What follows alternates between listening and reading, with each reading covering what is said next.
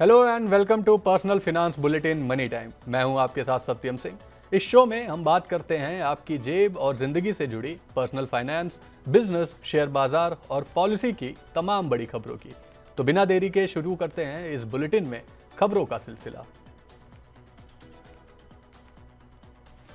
जिस एसआईपी को अभी तक निवेश का सबसे बेहतरीन विकल्प माना जाता था, क्या उसमें निवेश अब खतरनाक बन चुका है?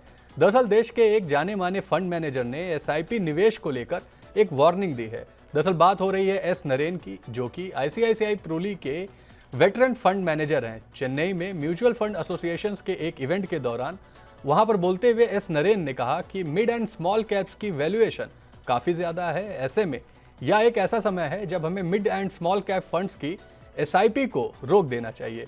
दरअसल एस नरेन की चिंता रिटेल निवेशकों की बढ़ते पार्टिसिपेशन की है। एसआईपी के जरिए निवेश का एक बड़ा हिस्सा mid and small cap fund में ही जाता है।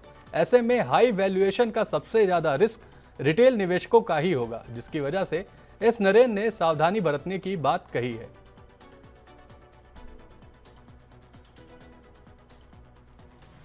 आरबीआई के नए गवर्नर संजय मल्होत्रा ने अपनी पहली ही मॉनेटरी पॉलिसी में आम लोगों को एक बड़ी सौगात दी, जिसके तहत ब्याज दरों को तो घटा दिया गया और सस्ते कर्ज का रास्ता साफ कर दिया गया है। रेपो रेट को 6.5% से घटाकर 6.25% कर दिया गया है। हम सबके चेहरे खिल गए हैं, लेकिन क्या बैंक फटाफट आपकी ईएमआई कम करने वाले हैं या ऐसा नहीं करेंगे? ये भी एक बड़ा सवाल है और इसी वजह से अब सरकार एक्शन में आती दिखाई दे रही है। दरअसल सरकार ये सुनिश्चित करना चाहती है कि बैंक इस रेट का फायदा आम लोगों को भी दे, जिससे उनके लोन का बोझ थोड़ा कम हो सके। लेकिन बैंकों पर सख्ती की जरूरत क्यों पड़ी?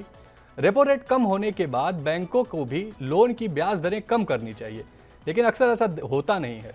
दरअसल इससे पहले 2019 में आरबीआई ने 25 बेसिस पॉइंट का रेट कट किया था, लेकिन इसके बाद भी बैंकों ने अपनी ब्याज दरें महज 5 बेसिस पॉइंट ही घटाई, जिसके बाद आरबीआई को दखलंदाजी करनी पड़ी थी। ऐसे में इस बार के रेट कट का फायदा आम लोगों को मिले, इसे लेकर आरबीआई बैंकों पर सख्त रुख अपना सकती है।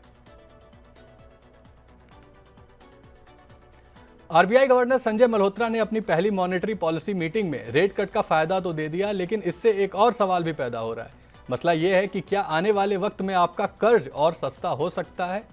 ये उम्मीद इस बात से पैदा हो रही है कि कई इकोनॉमिस्ट और एनालिस्ट का मानना है कि अगले फिस्कल में रिजर्व बैंक 0.75% से लेकर 1% तक ब्याज दरों में और भी ज़्यादा कटौती कर सकता है। आपको बता दें कि ये कटौती फाइनेंशियल ईयर 26 के अंत तक मिलने की उम्मीद है। वहीं अगर हम जानी मानी ब्रोकिंग ग्रुप नोमिरा की बात करें तो उनके अनुसार अप्रैल में अगली कटौती हमें देखने को मिल सकती है। नोमिरा का कहना है कि विदेशी बैंकों को अप्रैल में 0.25% के रेट कट का अनुमान पहले से ही है। आरबीआई ने तो अपनी ब्याज दरें घटा ली, जिससे आपकी ईएमआई और लोन तो सस्ते हो जाएंगे, लेकिन क्या आपके निवेश का इस पर कुछ असर पड़ेगा? क्या सरकार एफडी या अन्य लघु बचत योजनाओं पर मिलने वाले ब्याज पर भी कोई निर्णय ले सकती है? तो इसे लेकर एक बुरी खबर आ रही है। दरअसल सरकार स्मॉल सेविंग स्कीम्स जैसे कि पीपीएफ, सुकन्या समृद्धि योजना, किसान विकास पत्र, इन जैसी योजनाओं पर ब्याज दरों को घटा सकती है। इसके पीछे का जो अहम कारण बताया जा रहा है वो है प्राइवेट खपत और निवेश को बढ़ावा देना। बता दें कि लघु बचत योजनाओं पर मिलने वाली ब्याज दरों में पिछले 1 साल से कोई बदलाव नहीं किया गया है। इन स्कीम्स की ब्याज दरों पर निर्णय के लिए जल्द ही सरकार की तरफ से रिव्यू मीटिंग भी की जानी है। ऐसे में अब देखना ये होगा कि सरकार क्या बचत बढ़ाने के लिए इन लघु योजनाओं में कोई बदलाव करती है या नहीं। शेयर बाजार में सोमवार को लगातार चौथे कारोबारी सत्र में भी गिरावट जारी रही और बीएसई सेंसेक्स 548 अंक लुढ़क गया। अमेरिका के टैरिफ हाइक की चेतावनी से निवेशकों का भरोसा कमजोर हुआ और बैंकिंग, मेटल व पेट्रोलियम शेयरों में जमकर बिकवाली आज देखने को मिली।